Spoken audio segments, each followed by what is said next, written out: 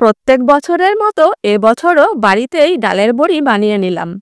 একবারে বেশি করে বানিয়ে রেখে দিই সারা বছর ধরে খাওয়ার জন্য।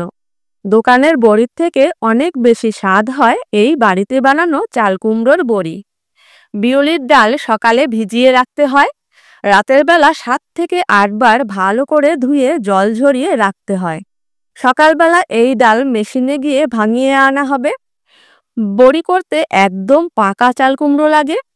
কুমড়ো কেটে বীজ ফেলে খোসা ফেলে ধুয়ে নিতে হবে। এই কুমড়ো আমার বাড়ির ছাদেই হয়েছিল, তোমরা তো জানোই। এরপর একটা ছিদ্র করা থালায় চাল কুমড়ো ঘষে নিতে হয়। আমার খুবই প্রিয় এক দিদি এই সব করছে।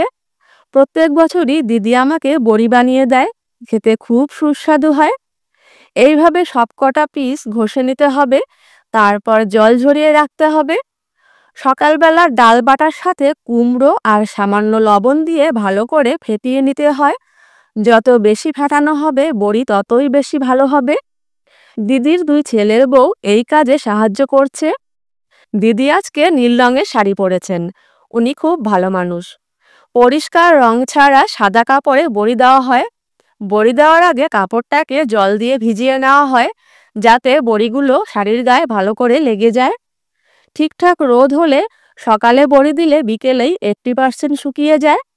পরের দিন শাড়ি ধরে তারের সাথে ঝুলিয়ে রোদে দেওয়া হয়। বিকেলে শাড়ি থেকে বড়িগুলো তুলে নেওয়া হয়। বড়ি কাটা কিন্তু একটা স্পেশাল আর্ট। আমার দ্বারা এসব হবে না, আমি শুধু রান্না করে খেতে পারি। বন্ধুরা, তোমরা যারা এখনো আমার চ্যানেলটি সাবস্ক্রাইব বা ফলো করোনি, প্লিজ করে দিও। তোমরা কারা কারা বাড়িতে বড়ি দাও আমাকে কমেন্টে অবশ্যই জানিও। এবার বড়িগুলোকে 2 দিন এভাবে রোদে শুকিয়ে নিতে হবে। তারপর এয়ারটাইট কৌটায় ভরে সংরক্ষণ করে রেখে দিতে হবে সারা বছরের জন্য। তাহলে এই ভিডিওটি তোমাদের কেমন লাগলো আমাকে কমেন্টে অবশ্যই জানিও। ভালো লাগলে প্লিজ লাইক করে দিও। সবাই খুব ভালো থেকো, সুস্থ থেকো। আবার ফিরে আসবো নতুন কোনো ভিডিও নিয়ে। টাটা।